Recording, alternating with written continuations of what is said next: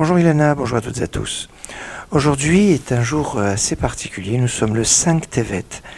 Et d'après le Talmud, dans le traité Rosh Hashanah, page 18, il y a une discussion entre Rabbi Akiva et Rabbi Shimon Bar Yochai. Rabbi Akiva, qui nous parle des jeûnes qui sont cités dans le livre de Zacharie, dans Zacharia, mais ils sont cités en fonction des mois. Le jeûne du 4e, du 5e, du 7e et du 10e. Comprenez comment on compte les mois à partir du mois de Nissan. Le 4e, c'est le mois de Tammuz, c'est le 17 Tammuz, la première brèche dans les murailles de Jérusalem. Le jeûne du 5e, c'est le mois de Av, c'est le 9 Av, destruction du premier et aussi du deuxième temple. Mais pour l'époque, c'était que le premier temple. Le jeûne du 7e, c'est le jeûne du mois de Tishri. Le 3 Tishri, c'est le jeûne de Guédalia, l'assassinat du gouverneur qui avait été mis en place et qui a provoqué la fin des choses.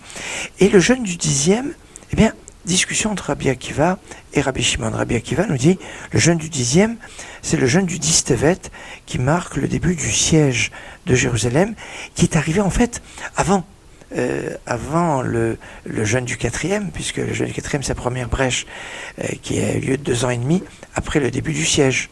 Mais on a suivi l'ordre des mois, nous dit Rabbi Akiva.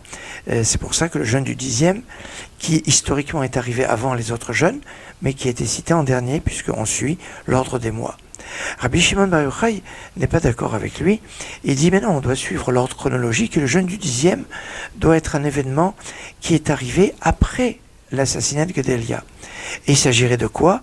Eh bien, Rabbi Shimon Bar Yochai nous dit, ça fait référence au texte qui est marqué dans Ézéchiel au chapitre 33, verset 21, où on nous dit que le 5 du mois de Tevet, autrement dit aujourd'hui, eh bien, Ba Palit, un fugitif, est arrivé de Jérusalem et a dit Huketaïr, la ville a été frappée.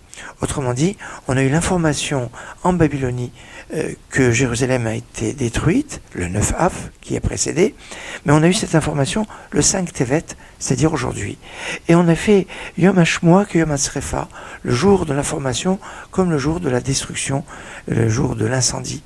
Et donc, dit Rabbi Shimon Bar Yochai, le jeûne, quand dans Zacharie on parle du jeûne du 10e, eh bien, le 10e mois, c'est le jeûne du 5 Tevet et d'aujourd'hui. La Halacha n'a pas suivi l'opinion de Rabbi Shimon Bar Yochai, même si, d'une façon générale, on suit les Rabbanan Batraï, c'est-à-dire ceux qui arrivent après, puisqu'ils ont toutes les informations des Rabbanim qui les ont précédés, et en général, on fait toujours la Halacha comme ceux qui sont les plus récents. Mais on ne fait pas la Halacha suivant un élève devant son maître, surtout de son vivant, ou quand ils étaient en contradiction l'un face à l'autre. Or là, il y avait cette contradiction entre Rabbi Akiva, qui était le maître, et Rabbi Shimon Bar Yochai, qui était son élève, et c'est pour ça que sur ce point, la halacha n'a pas suivi l'opinion de Rabbi Shimon Bar Yochai, et donc quand on parle du jeûne du 10e, il s'agit bien du jeûne qui sera donc mardi prochain, qui est le jeûne du 10 Tevet, et pas le jeûne d'aujourd'hui, du 5 Tevet, le jeûne de la mauvaise nouvelle, on pourrait dire, le jeûne lié à l'information qui va considérer le jour où on a l'information comme le jour où on a la destruction. Toujours est-il que les jours de jeûne sont appelés à devenir des jours de fête. Espérons que tous les jours qui pourraient être des jours de jeûne deviennent des jours de fête très prochainement. Excellente journée.